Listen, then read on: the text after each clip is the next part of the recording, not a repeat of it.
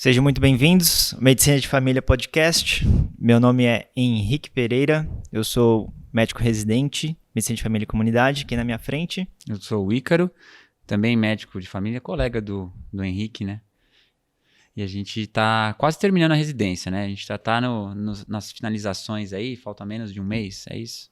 Então... Exatamente dia 28 de fevereiro. Isso. Na produção, o Leandro Rodrigo.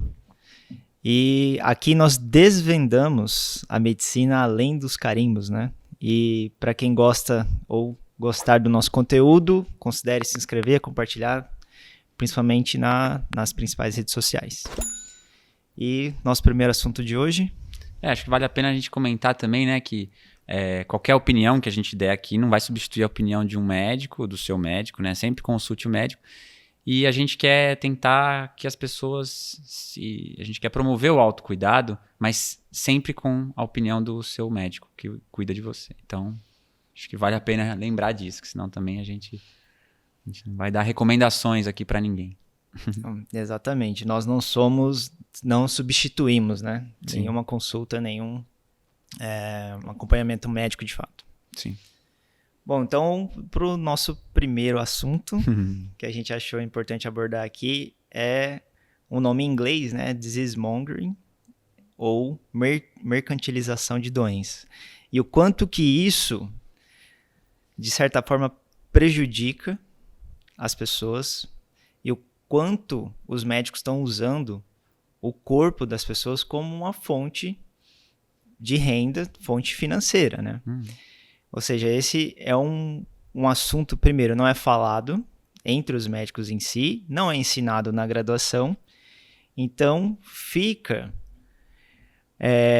um tipo de cultura médica em torno disso, e é que isso que eu queria começar o podcast. Por exemplo, será que com uma pergunta aqui, importante, será que é por ignorância médica que a gente viu em outros lugares, né? Por exemplo, médicos leigos, Sim. que eles utilizam esse tipo de condutas sem respaldo científico, ou alguns exames desnecessários, ou é a falta de uma boa formação.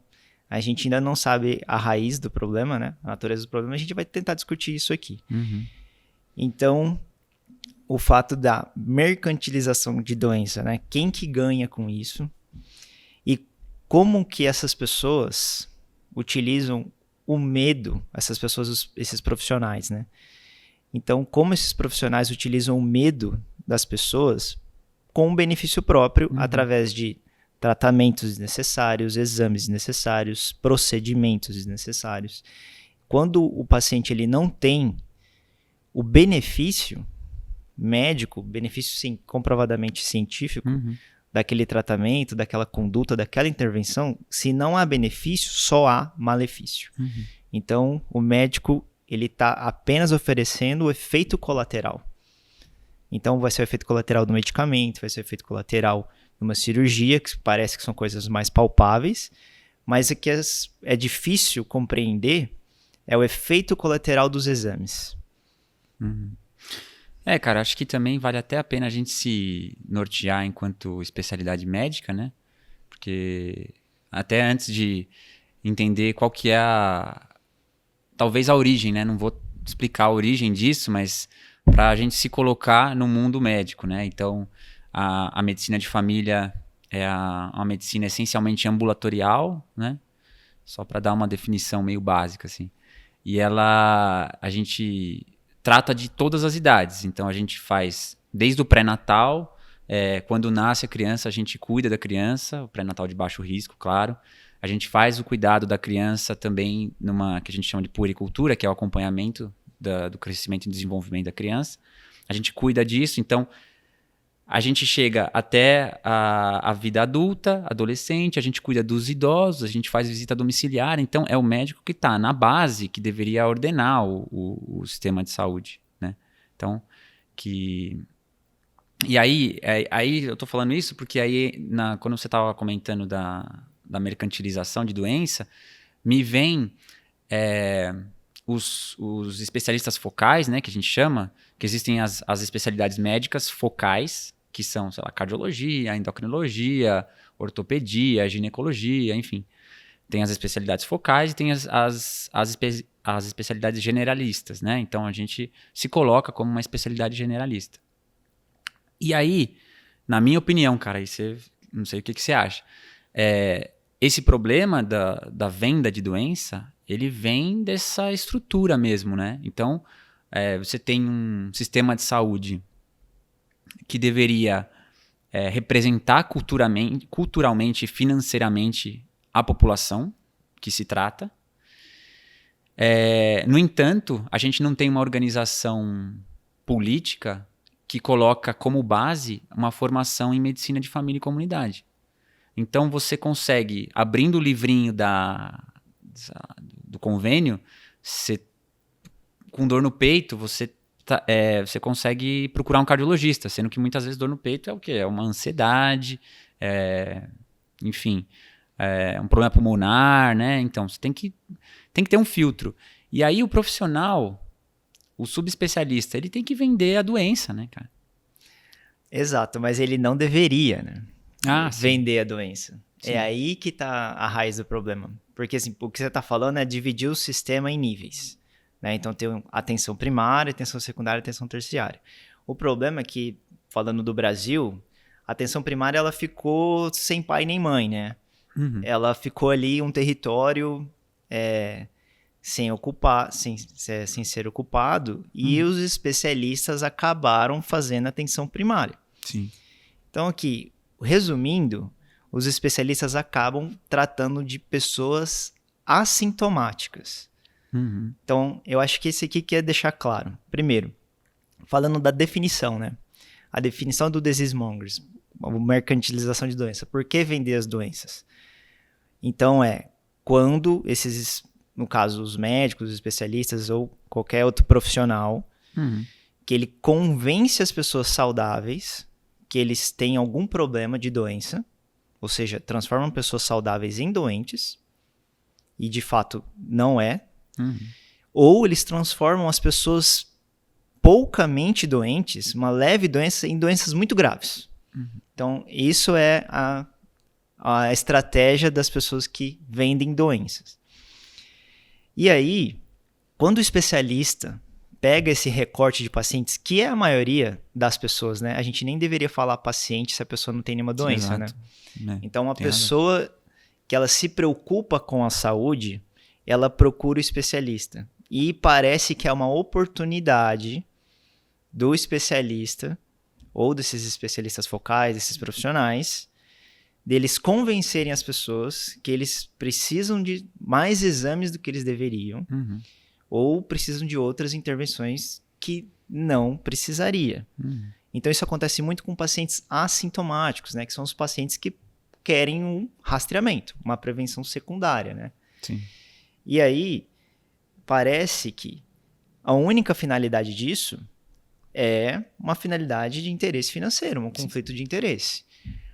Aí que eu trago a pergunta do começo. Será que é só a parte da finalidade de interesse, porque o médico ele é dono do exame, ele tem contrato com o laboratório, ele ganha bônus por pedir exames, internações, ou é simplesmente que a gente está chamando aqui de médicos leigos, né? Por ignorância, porque foi de uma orelhada que ele aprendeu que aquilo ele está fazendo certo, mas no fundo, inocentemente, ele não sabe que está fazendo errado. Acho que aí você chega na formação médica, né? E acho que a gente passou por isso.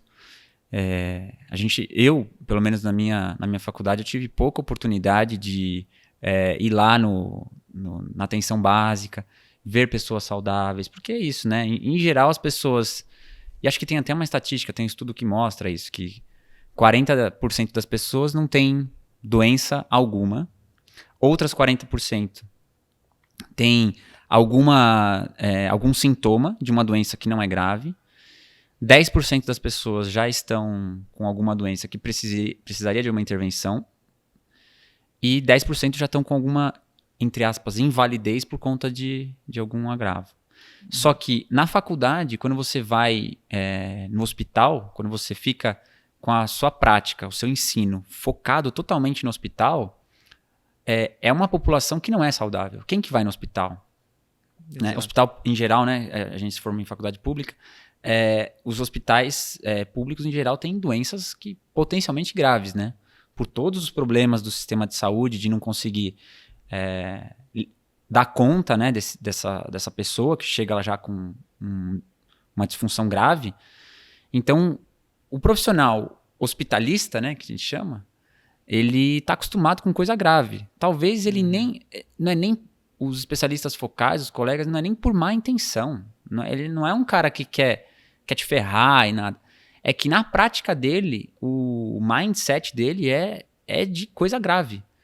Então, é óbvio que aí definir a linha da onde é interesse financeiro, aonde separar o interesse financeiro e da benevolência do médico que está preocupado, é difícil, né? Porque tá tudo meio misturadão ali no caldo, né? Uhum. Mas eu acredito que é uma combinação de fatores, né? Então você tem um pouco de má formação médica, um pouco de querer captar pacientes para sua carteira, para você formar uma carteira e poder encher seu consultório, né?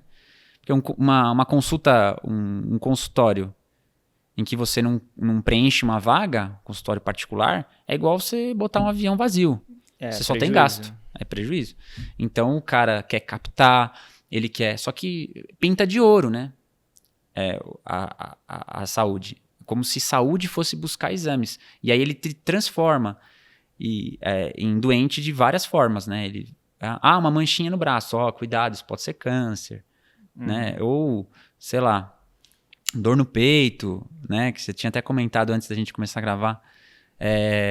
Dor no peito, será que é infarto? Tem que fazer seus exames, tal, não sei o que, não sei o que. Então, é vendido como uma coisa, brincando que é pintado de ouro e parece que a pessoa está te cuidando. Mas, no fundo, ela está te expondo a várias coisas que você não é. Então, tentando responder a sua pergunta, eu acho que é impossível responder essa pergunta, mas eu acho que tem uma boa parte da formação, cara. Eu acho que se as pessoas ficassem um pouquinho mais na atenção básica, uma atenção básica organizada, a gente conseguiria minimizar esses problemas, sabe?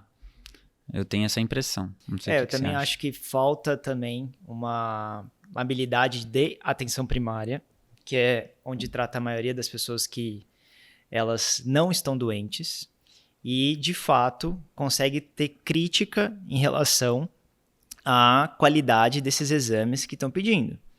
Então, assim, antigamente parecia-se que um excesso de exames vindo negativo era um atestado de saúde. Sim. Então, assim, pede todos os exames. Os exames estão negativos, quer dizer que a sua saúde está boa, independente do seu comportamento. É isso que eu tô achando que tá errado na cultura das pessoas, né? Porque se toda vez que o paciente ele vai lá, todo ano ele ganha 2 quilos. Então, num ano ele tá no sobrepeso, no outro ano ele tá na obesidade. Você faz rastreamentos para ele e ele demonstra que esses exames estão todos negativos. Então, será que ele vai mudar o comportamento dele? Ele vai evitar o tabagismo, vai evitar o excesso de álcool, vai evitar o excesso de substâncias psicoativas? Então, eu acho que cabe também esse outro tipo de abordagem. Só que para você ter esse outro tipo de abordagem, influencia na formação, mas também influencia como os médicos têm esse conflito de interesse. Porque não tem como a gente justificar todos esses excessos de exames que a gente está falando. Então, sim, a gente vê ultrassom de tireoide, a gente vê PSA, a gente vê teste ergométrico, ecocardiograma, eco de ultrassom de carótidas. Então, será que a gente realmente está oferecendo cuidados de saúde ou a gente só está causando prejuízo para esses pacientes? Porque o que eu queria dizer, deixar bem claro, que talvez essa seja a função do nosso primeiro episódio, é mostrar que exames, primeira coisa, não é um atestado de saúde. Os exames negativos não é um atestado de saúde.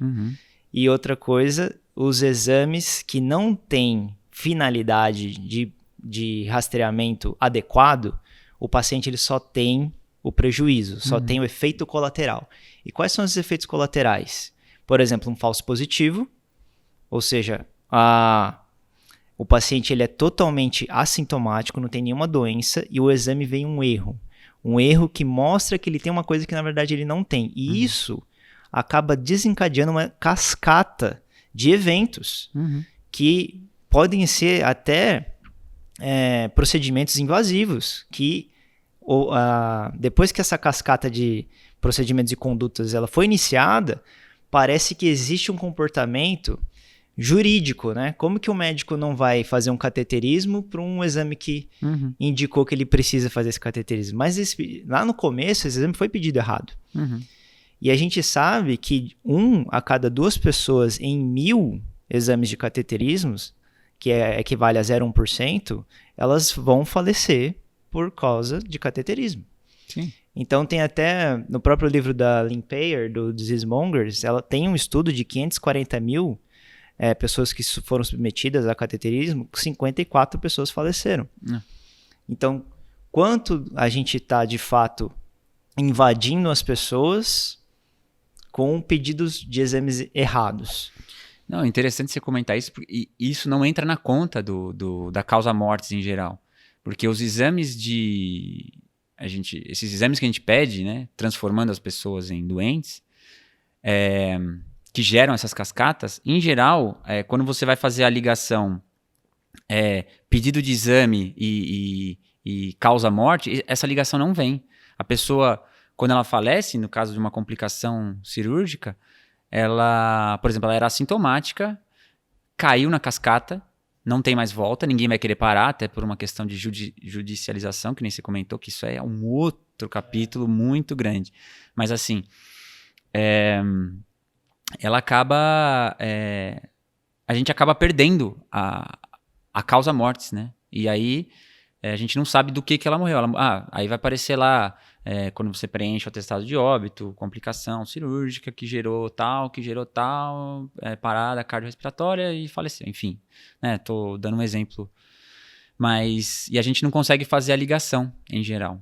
Então é difícil, né, cara? Porque existem alguns colegas médicos, subespecialistas, que eles tomaram para si a atenção primária, que deveria ser a atenção primária, e eles saem pedindo exames que não são da alçada deles, né?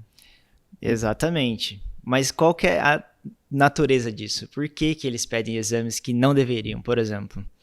É aí que a gente volta, né, naquele assunto que, por exemplo, será que é uma malformação médica? Será que tem conflito de interesse? Será que tem demonstrado, ou esse excesso de exame parece que é mais cuidado do que deveria? Então, assim, realmente não tem resposta, né, como você falou, mas eu acho que a gente tem que virar o jogo. Tipo assim, chegou um momento que existe um excesso de formação médica, né? Existe um excesso de médicos, sim, principalmente nos grandes centros, né? Não estamos falando nas áreas escassas de médicos, mas nos grandes centros, um fenômeno que acontece por causa desse excesso de especialidades, os especialistas brigam entre si. Eles brigam entre si pelos pacientes, né? Então, começa um fenômeno de utilização de redes sociais, utilização de mídia para finalidade de competição por paciente. Então, por exemplo, você está na sua rede social, você está na sua televisão, uma hora aquele médico ele aparece daquela forma. Então, como que ele vai aparecer? Ele não vai dar a propaganda dele, ele não vai dar a propaganda do consultório dele, do hospital dele. Ele vai dar a propaganda da doença que ele trata. Uhum. Então, assim, você já ouviu falar de púrpura? Nossa. Uma doença rara, sim, mas pode ser grave. Você já... gestantes e dores. Você já passou no seu médico? Ou, por exemplo, assim, você já fez o seu PSA? Por quê? Ele não vende o consultório dele, venha no doutor tal. Ele vende o produto, que é o que gera a consulta, que é o medo do câncer de próstata. Infelizmente, o que não fica claro para os pacientes é o efeito colateral desse comportamento social. Esse marketing de doenças, por exemplo, rastreamento de câncer de cólon. A gente sabe também que alguns pacientes, eles têm perfuração pela colonoscopia, e a perfuração de cólon, ele é uma cascata de um procedimento cirúrgico. Então, e será que esse exame ele foi pedido de certa forma? Ou existia apenas o interesse financeiro de fazer o máximo possível de rastreamentos? Então a gente não sabe, mas a gente consegue perceber que já existe pacientes com essa reclamação, né? Então, por exemplo, assim, alguns pacientes que eu atendo falam assim, pô, eu não gosto de ir no médico porque todo exame que eu peço aparece uma coisa nova. Então, e será que esses exames estão pedidos de certa forma correta? Parece que não. Ou, vamos dar um outro exemplo aqui. Quantas pessoas não vão num pronto-socorro por causa de que passou mal? Então, é um mal-estar, uma fadiga, alguma sensação que alguma coisa está errada no corpo. O que o médico faz? Vamos pedir uma bateria de exames? E aí vem uma tomografia, vem vitamina D. Então, tudo isso geralmente vem normal. Então fala assim, não, seus exames estão normais. Só que esse exame, primeiro, é um custo, ou vai ser para o plano de saúde, ou vai ser direto para o paciente, que a gente está vendo esse pool de clínicas populares, né, que estão ganhando por exames. Então, esse é um acesso que os pacientes procuram, e a gente vê que o modo como essas clínicas, esses médicos estão sendo pagos, que é por produtividade, por excesso de exames, acaba contaminando a conduta médica, né? Contamina a nossa. Porque a gente está num sistema misto, né? E os pacientes que às vezes são SUS exclusivo, que acabam vindo, né, no posto de saúde, né, na atenção primária, eles estão contaminados por essa coisa social. Achei legal que você falou de ser um fenômeno social, né? Propagado pelos médicos, pela falsa noção do que é doença, do que é estar doente, e o que é estar saudável, né? Então, essas pessoas são contaminadas. Então, quando ela vem no médico da atenção básica, e aí às vezes a gente fica no papel de parece que a gente tem que negar um exame. Ah, não, ó, eu já vou ter que entrar. A pessoa já entra com um conflito na cabeça de que ela não vai conseguir o que ela quer, que são os exames que ela viu que, sei lá, o patrão dela faz todo ano, ou que tá na televisão, que fica vendendo doença. Ou, cara, às vezes, pode reparar, essas clínicas populares, né, que o pessoal fala, eles oferecem basicamente exames, né? Você vai no médico lá porque você tá com dor, você bateu o dedão na parede, você tá com dor, você vai lá no médico, ele fala, não, mas vamos pedir uns exames. Aí você vê umas coisas absurdas. Então a pessoa está contaminada e ela vem na nossa consulta já pensando num conflito. E quando você fala um não por paciente, que ele já veio esperando aquela resposta, a sensação que dá é uma falta de cuidado.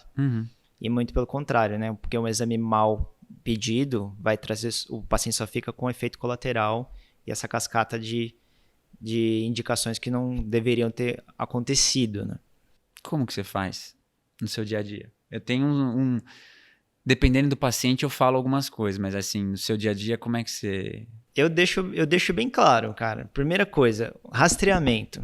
Se chega um paciente jovem, um paciente que não tem nenhuma comorbidade, eu deixo muito claro que existe um excesso de exames, que aquilo não traria nenhum benefício e que eu tô ali sempre para fazer o acompanhamento dele, o que ele precisar, mas naquele momento, aqueles exames não vão trazer nenhuma clareza.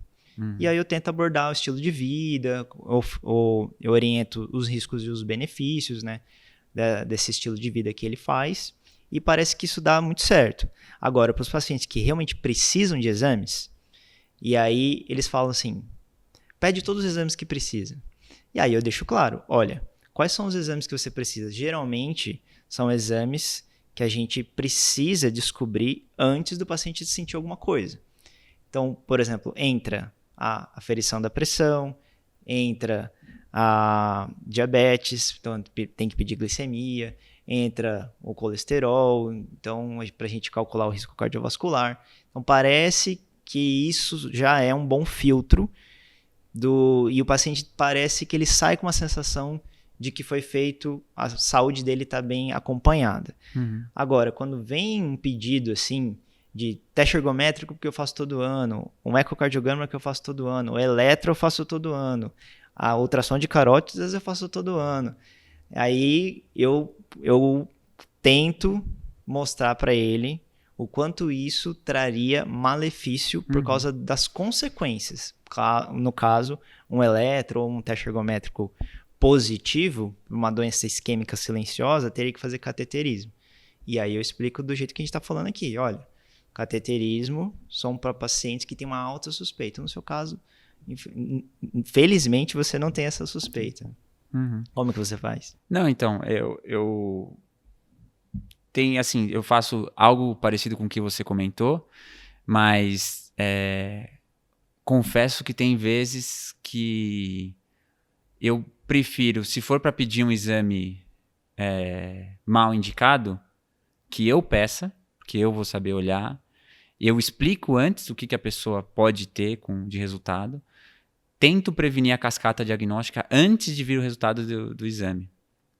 Mas eu quero ter a pessoa do meu lado, né? Então, muitas vezes, se aquele exame for fazer a pessoa deixar de dormir, se não fazer aquele exame for causar um estresse naquela pessoa, eu falo, eu tento minimizar o conflito.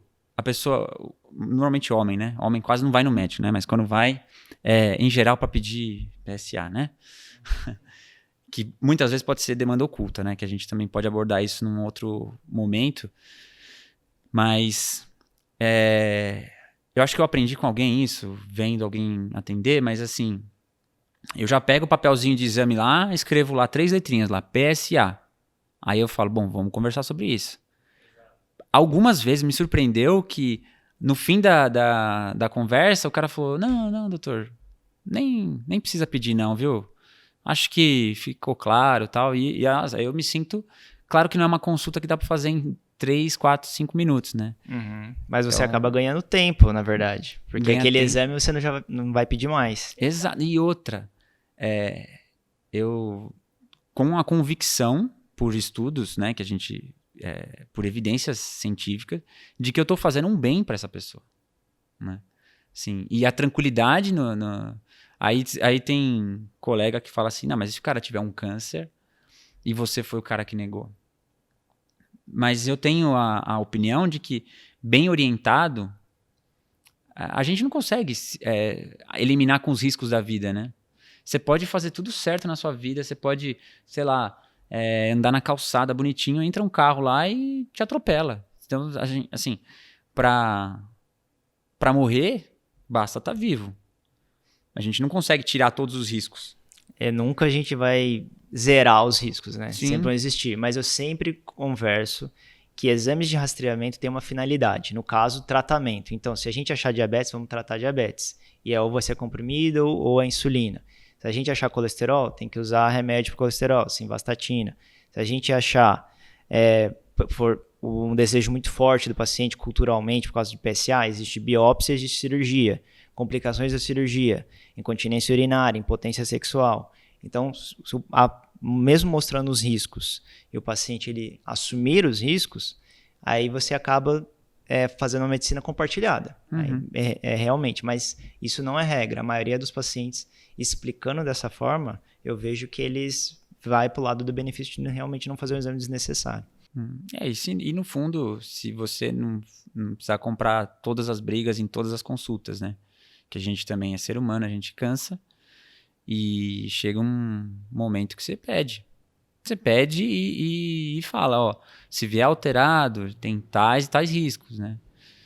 E já pedi PSA, não tenho, acho que tá dentro, né, da nossa prática também, trazer a pessoa para junto da gente. E a gente não tem um conflito trabalhando no sistema público, a gente não tem um conflito de interesse de ter uma carteira que precisa completar, um avião que precisa sair. Nosso avião está sempre cheio. Exato. Né? Não, e você também não tem um conflito de interesse que não vai ser você que vai fazer o procedimento, né? Exato. Não é você que vai operar a próstata, não é você que vai mexer no robô para fazer a prostatectomia. Então, também esse viés de não estar contaminado pelo resultado financeiro do que aquele exame vai trazer, traz um filtro muito mais genuíno. Eu acredito nisso também. Mas acho que quando você falou lá os exames lá, eu senti falta de que é um clássico. Um clássico do... Ultrassom transvaginal. Acabou de falar outro clássico. Não, eu tô falando a densitometria óssea. Esse aí, acho que é até como o pessoal fala lá em inglês, como é que é? Poster child para disease mongering, né?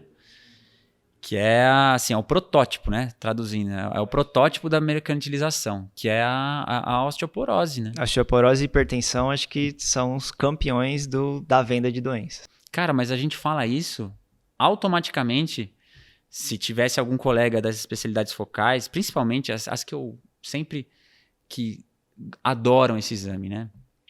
Geriatria,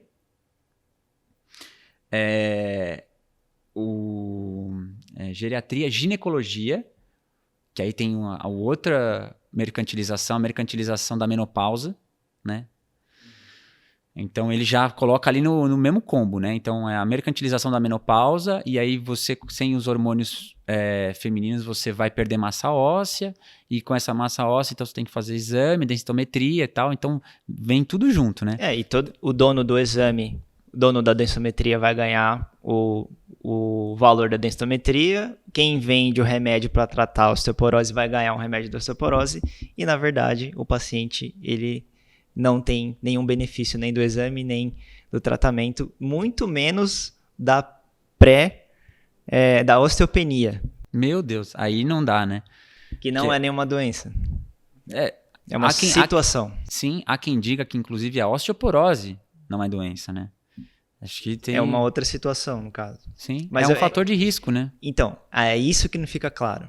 É um fator de risco para fratura. Só que o medicamento, eles tentam prevenir uma fratura espontânea, porque o osso ficou fraco demais.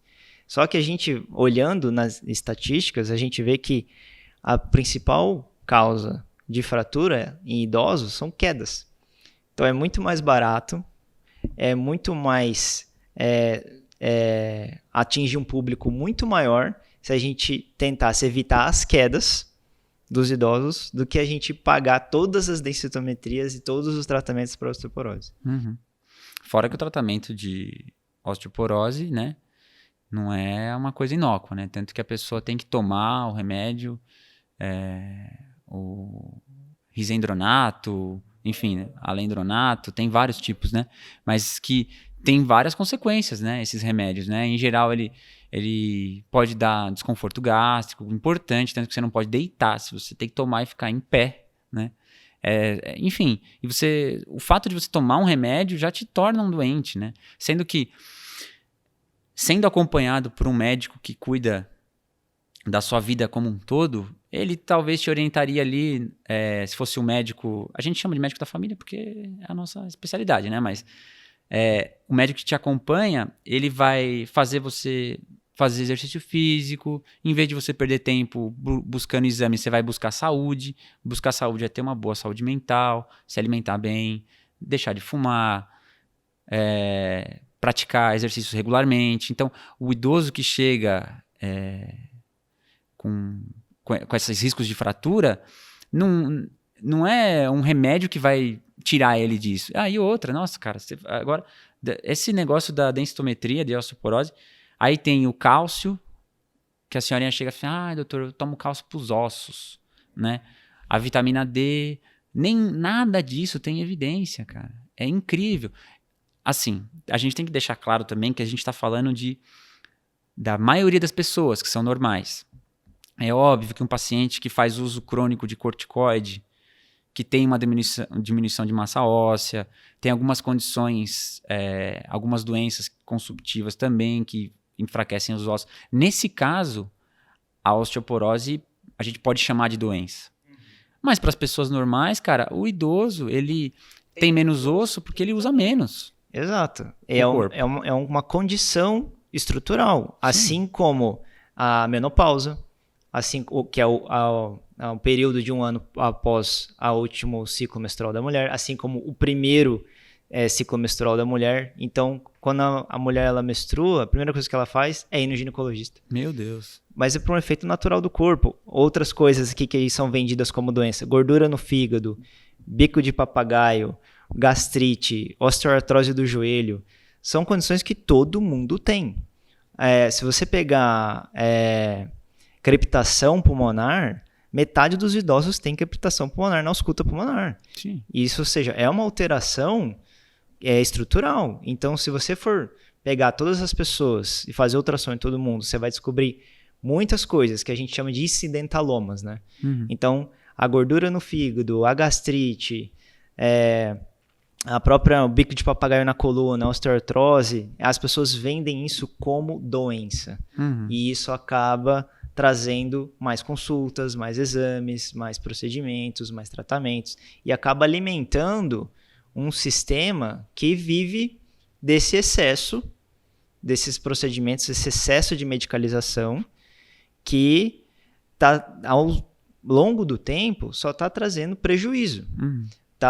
Infelizmente, estão usando o corpo das pessoas, estão usando o medo das pessoas como fonte de renda. Sim.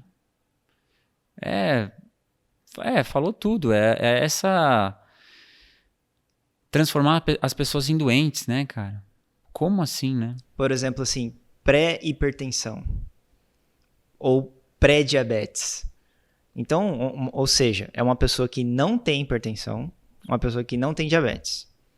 E ela entra num rastreamento por causa do medo da hipertensão, que traz uma consequência, que é um medo da consequência de uma hipertensão não tratada, que seria infarto ou AVC. E a pessoa vai num rastreamento para diabetes, porque ela tem um medo da diabetes que pode trazer consequências da diabetes maltratada. E no caso, infarto, AVC, perda da visão por retinopatia diabética, uma doença renal crônica por nefropatia diabética, ou perda da sensibilidade por neuropatia diabética. E então, os médicos aproveitam esses medos.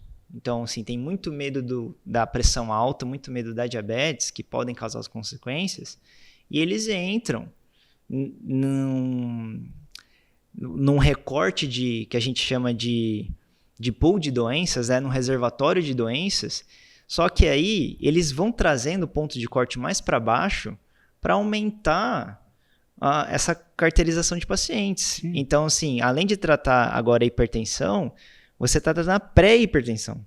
Ou seja, aquele recorte populacional, que é a curva de Gauss, né? A maioria das pessoas que tem uma pressão maior do que a média que poderia ser considerado tratamento, se você joga para baixo, um ponto para baixo, que é a pré-hipertensão, você pega milhões de pessoas. Sim, e vende muito remédio, né? E você acaba vendendo muito mais medicamentos, assim como a pré-diabetes. Se você traz o ponto de corte da diabetes para baixo, esse um ponto para baixo é milhões de pessoas que têm um número inferior e acaba vendendo muito mais medicamentos, muito mais tratamentos, e em cima do medo das pessoas. E sempre pintado de ouro. Sempre pintado como algo que vai me trazer um bem, né? Você falou, há um tempinho atrás, você falou que tem paciente que usa aquilo como... um atestado de saúde. Isso, atestado de saúde. E aí, a pessoa tá, sei lá, vamos dar um exemplo aqui, uma mulher tá sofrendo violência em casa, violência, sei lá, assédio moral no trabalho, tripla jornada, tá sofrendo uma série de coisas e ela vai fazer uma série de exames e aí, ou seja, no fim, ela vai falar assim, não, mas tá tudo bem. Que bom que tá tudo bem. Só que não tá tudo bem, né? Não tá tudo bem. A gente precisa conscientizar a pessoa do que as tarefas têm que ser divididas. No caso do exemplo que eu dei, né, da mulher. As tarefas têm que ser divididas, né? A gente já tá uma sociedade em que a mulher, infelizmente, acaba tendo menor reconhecimento no trabalho e tal. Tudo isso é um problema assim, estrutural, né, da nossa sociedade. Então, tentar conscientizar de que ela não é obrigada a ter jornada tripla, de que isso tem que ser dividido entre as pessoas, que ela não precisa estar no lugar de cuidado, sempre a mulher sempre é relegada ao lugar de cuidador, né? Então, e buscar saúde é buscar todo esse ambiente, né? E não que os exames... Aí, às vezes, a pessoa está fumando, mas aí isso serve de justificativa para ela não parar de fumar. Tipo, ela fala assim... doutor, meus exames estão todos bons, né? Aí eu falo, mas você tá fumando. Ela fala, mas meu exame tá bom. Então, só que assim, a ideia da nossa especialidade é tentar melhorar esses outros aspectos. E é óbvio que a gente trata a pressão alta, dependendo do nível. A gente trata diabetes. A gente não é negacionista de doença. Exato. Só que aí são outras condições, né? É quando a pessoa já tem o problema. E existem faixas etárias que a gente tem que fazer, pedir alguns exames, né? O exame de rastreio bem indicado, defendido por diversas especialidades, defendido pela comunidade científica. Isso aí é inegável, né? Mas o que a gente observa é esse excesso de exames mal conduzidos e mal interpretados também, né? Mas o que você disse em relação ao ambiente social da pessoa, que influencia muito mais no conjunto de saúde da pessoa do que simplesmente uma consulta médica. Então, a gente entra agora no espectro, né, de doenças mentais, por exemplo, de saúde mental. Então, quando chega um paciente assim com tremor, dor no peito, medo, insônia, a gente já joga ele numa caixinha da saúde mental. Ou vai ser ansiedade, ou vai ser depressão. E aí, o que a gente faz? Medicaliza o sofrimento da pessoa. Então, se ela veio através de uma má notícia, se ela veio por perda de um familiar... Então, a pessoa está numa fase do ciclo de vida dela que a gente acaba medicalizando os ciclos de vida. Então, assim, a própria conduta médica também, nesse sentido, né? A gente não deixa espaço para o paciente simplesmente trazer as suas angústias, né? As suas demandas. E também é papel nosso não colocar o paciente só em caixinhas médicas, né? Então, assim, entra na outra parte, né, do interesse, assim, porque o sonho da indústria farmacêutica é que todas as pessoas do mundo tomassem algum remédio. Sim. Né? Aí, é óbvio, ia ser a maior produção de medicamentos da história. Mas isso, eles vão fazer de tudo para conseguir. E deveria ser o papel médico nosso de tratar aqueles que têm benefício do medicamento. Uma vez que os medicamentos para a saúde mental, eles não são isentos de efeitos colaterais, né? Então, o que eu mais vejo, assim, são pacientes em conflitos familiares, que sofrem violência doméstica, violência sexual, e o que a gente faz é medicalizar esses sofrimentos, acaba pedindo exames desnecessários, né? Muitas vezes são problemas sexuais no corpo feminino e no masculino. O que geralmente o paciente chega numa consulta com ultrassom transvaginal, no caso feminino, e painel de hormonal, no caso masculino, de testosterona. E isso não tinha nada a ver com o que está acontecendo com o paciente, mas infelizmente a abordagem médica foi errada desde o começo, né? Foi comprometida desde o começo. Você falou o negócio da indústria farmacêutica, se não me engano, até no livro do Selling Sickness, ele comenta, né? Acho que ele tem uma frase da década de 70, 80, de um CEO da indústria farmacêutica, ele falando assim, o problema da nossa empresa é que a gente só vende remédio para pessoa doente. E aí, para você transformar e aqui colocar entre aspas, o sarrafo de corte de um fator de risco para baixo, né? Que nem antigamente o corte para definir diabetes era 140. Aí eles fizeram uns estudos tal, e viram que esse corte deveria ser 126. Só de 140 para 126 você já colocou aí um monte. Não, se for contar o mundo inteiro, bilhões de pessoas, né? Sim. Se for só os Estados Unidos, que é o maior mercado do mundo, são milhões de pessoas em uma diretriz, né? Sim. E o que você falou também, eu li uma passagem do This Is Mongers que ela fala assim, todas as mulheres, isso é uma propaganda, né, no jornal, todas as mulheres deveriam ser consideradas sobre fator de risco de câncer de mama. Todas, sem exceção. Então, tipo, não tem como a gente considerar todo mundo como um fator de risco, né? Simplesmente pelo fato de você ser mulher, você vai ter câncer de mama. Não faz sentido. Outra coisa também que é importante no livro, ela estava no metrô e tem uma propaganda no metrô escrita assim, fadiga pode ser lúpus. Aí tipo assim, como assim? Fadiga, qualquer pessoa que tá no metrô saindo do trabalho tá cansado, né? Nossa, cara, é difícil, né? Acho que eu tinha comentado, não sei se eu concluí uma hora que eu falei das clínicas populares. Quando você vê anúncio no metrô, acho que dos primeiros itens, assim, peça todos os seus exames, ou de uma propaganda de um convênio e tal, exames, um dos primeiros itens, assim, que eles oferecem como serviço, né? Exames. E é um negócio, cara, que as pessoas se agarram nesse negócio de exame, cara. E total, o famoso, né? Ultrassom transvaginal, a hipertensão. Cara, acho que da hipertensão vale a pena a gente... Porque eu não sei na sua prática, mas eu acredito que sim. Mas eu vejo muito paciente que fala, ai, doutor, tô com uma dor de cabeça, tal, aí dói aqui, dói... E aí eu acho que é a pressão, né? E não é. Né? Pressão alta não dá sintoma. Tem gente que deve até arregalar o olho de ouvir isso, mas assim, pressão alta não dá sintoma. Quando a pressão alta gera um sintoma, a doença tem outro nome. É um edema agudo de pulmão, é uma encefalopatia hipertensiva, então é outra doença.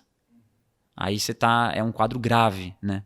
Mas em geral, a pressão não dá sintoma. Mas o que acontece que reforça isso, e alguns colegas, infelizmente, acabam reforçando isso quando a pessoa vai no pronto-socorro, ela pega... a pessoa está com dor de cabeça por, sei lá, problema em casa, por todos esses problemas sociais que a gente está sujeito, né? Hora de trabalho excessiva, então, enfim. Aí ele está com dor de cabeça. A dor de cabeça faz com que você aumente, a sua pressão aumenta. Qualquer dor no corpo aumenta a pressão. Aí ele vai no pronto-socorro, ele não está bem, ele vai no pronto-socorro, que é o acesso dele, infelizmente. A gente pode um dia falar de acesso. E... ele vai no pronto-socorro, medem a pressão dele. Não, realmente sua pressão está alta. Aí justifica a dor de cabeça dele e ele ganha o famoso captopril. Pro resto da vida. E aí, cara, é um negócio tão absurdo assim, como prática médica, eu quero acreditar que a pessoa que fez isso, acho que se caísse numa prova, não é possível que ele ia responder essa questão, sabe? De que tem que pressão alta dá dor de cabeça e a resposta para isso é captopril. Brincando, como se tivesse uma prova. Tipo, ele não responde isso na prova, porque isso tá errado. E o pior, eu já vi colega dar, cara, captopril sublingual.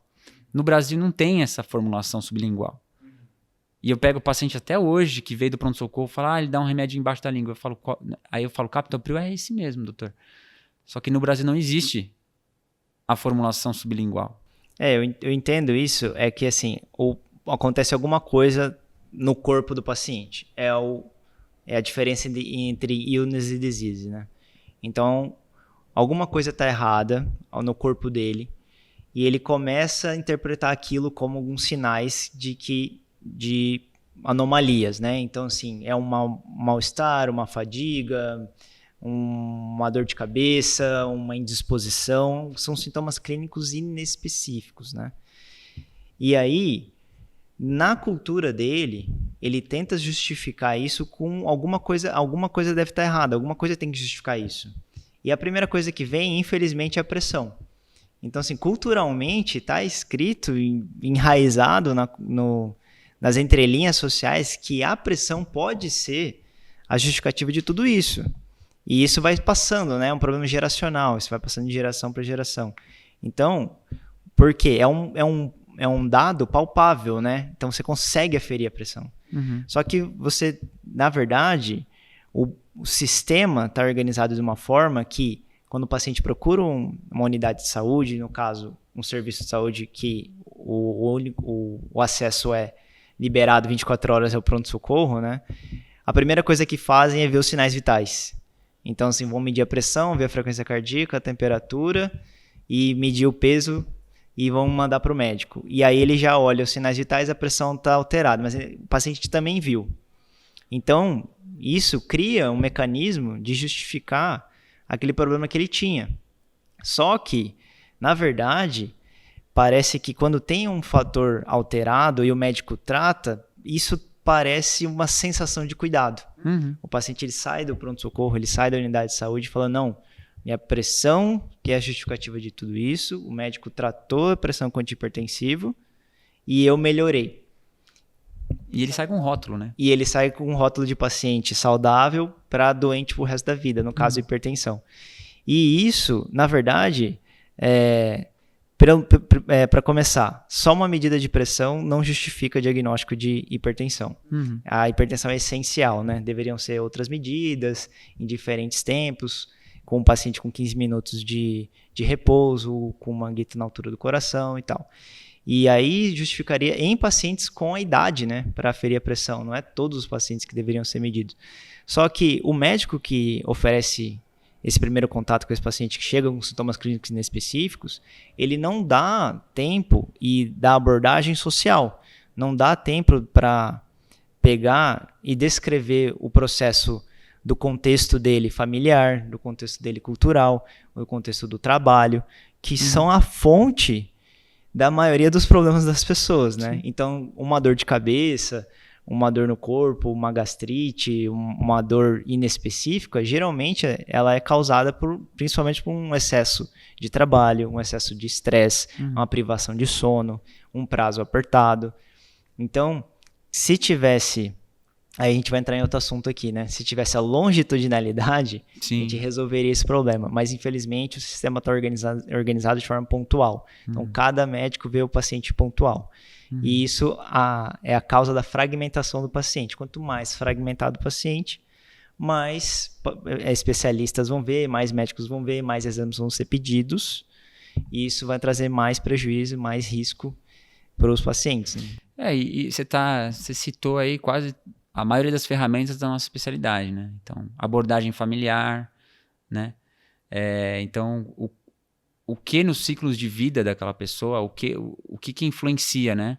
Tem um básico, né? E isso tem que estar dentro da...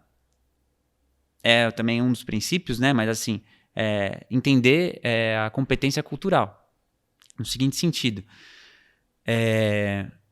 para as famílias do mesmo tipo da nossa classe social que a gente lida, existe um momento que o filho sai de casa. O filho ou a filha casa. Esse momento, nessa estrutura familiar que a gente conhece, a estrutura familiar que a gente está inserido, isso é uma fase do ciclo de vida. E que o pai ou a mãe, de repente, se sentem sozinhos em casa, né? A síndrome do ninho vazio.